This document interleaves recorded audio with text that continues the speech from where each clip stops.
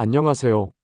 사랑방 김 작가입니다. 오늘은 퇴직 이후에 다시 쓰는 인생 매뉴얼이라는 주제로 여러분과 함께 하겠습니다. 당신은 지금 어떤 자리에서 저와 마주하고 있는지는 모르겠습니다.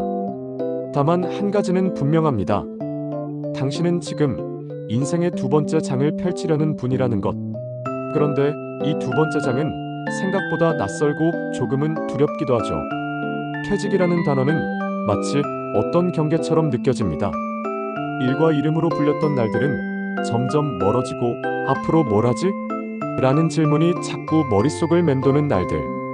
어떤 분은 퇴직을 앞두고 계시고 어떤 분은 이미 회사를 떠난 지 몇 해가 지났을 수도 있겠지요. 누군가는 말합니다. 이제는 편하게 살아야지. 하지만 정작 당신 마음은 그렇지 않을 겁니다. 몸은 조금씩 예전 같지 않고 경제적 여유도 아직 불안하고 무엇보다 나는 지금 어떤 사람인가라는 질문이 낯설게 다가옵니다. 그래서 오늘 여러분과 함께 고민해보려 합니다. 퇴직 이후에도 살아가기 위한 새로운 매뉴얼, 당신만의 인생 이막을 다시 쓰는 법을 말이죠. 첫째, 경제적 독립, 작은 수입이라도 꾸준히. 첫 번째 항목은 어쩔 수 없이 돈입니다. 퇴직 후 삶을 가장 먼저 위협하는 건 바로 불안정한 소득이니까요. 많은 분들이 퇴직금을 들고 창업에 나섰다가 큰 손해를 보고 돌아옵니다. 자영업의 5년 생존율은 30%도 되지 않습니다. 오히려 지금은 작지만 지속 가능한 수입 구조를 만드는 것이 중요합니다. 예를 들면 이런 것들이죠. 평소 관심 있던 강의, 글쓰기, 블로그를 통한 소득 완화, 안정적인 배당 ETF, 월세 수입형 자산 등 자산 배분형 투자에 관심을 갖는 것입니다. 또한 마을 강사, 평생교육, 작은 커뮤니티 운영 등 지역사회 활동을 연계하는 일자리에 종사한다거나 중고거래나 플랫폼 활용으로 소소한 용돈벌이와 같은 크게 벌기보다 지속 가능한 수입 파이프라인을 두세 개 만든다는 생각이면 충분합니다. 수익보다 중요한 건 나도 아직 사회와 연결돼 있다는 감각이거든요. 둘째, 몸이 곧 인생의 자산입니다. 퇴직 후 무너지는 것 중 가장 빠른 건 건강입니다. 놀랍게도 은퇴 1~2년 이내에 건강이 급격히 나빠지는 사례가 많습니다. 그 이유는 단순합니다. 일정한 루틴이 사라지기 때문입니다. 이제부터는 건강을 위한 루틴을 스스로 설계해야 합니다. 예를 들어 이런 것들입니다. 매일 아침 30분 걷기, 주 3회, 집에서 맨몸 근력 운동, 스마트워치나 만보계로 하루 걸음 체크, 1년에 한 번은 꼭 건강검진, 식사는 소식균형으로 술과 탄수화물은 줄이고 단백질은 늘리기.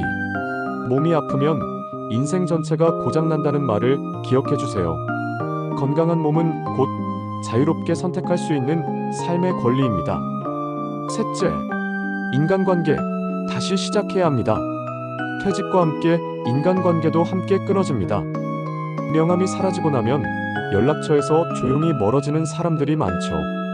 그러나 은퇴 후 외로움은 건강보다 더 큰 문제입니다. 따라서 새로운 인간관계를 다시 설계해야 합니다. 지역 독서 모임, 운동 모임, 동호회에 참여해보세요. 관심 있는 분야 온라인 커뮤니티에 가입해보세요. 친구가 적어도 괜찮습니다. 단 한 명이라도 마음을 나눌 수 있다면. 그리고 가장 중요한 것, 가족과의 관계를 회복하세요. 가족은 이제 당신의 동료이자 미래의 팀원입니다. 넷째, 나를 위한 작은 공부를 시작하세요. 공부는 청년만의 것이 아닙니다. 배우는 사람만이 젊습니다. 은퇴 이후의 공부는 더 이상 시험이나 승진을 위한 것이 아닙니다. 나를 위한 공부, 삶의 깊이를 더하는 공부입니다.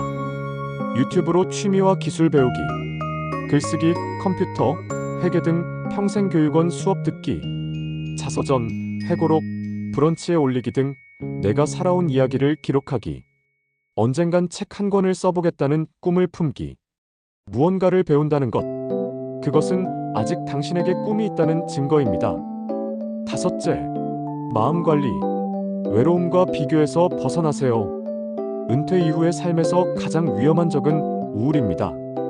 몸도 돈도 중요하지만 결국 마음이 무너지면 아무것도 할 수 없습니다. 그러니 다음을 기억하세요.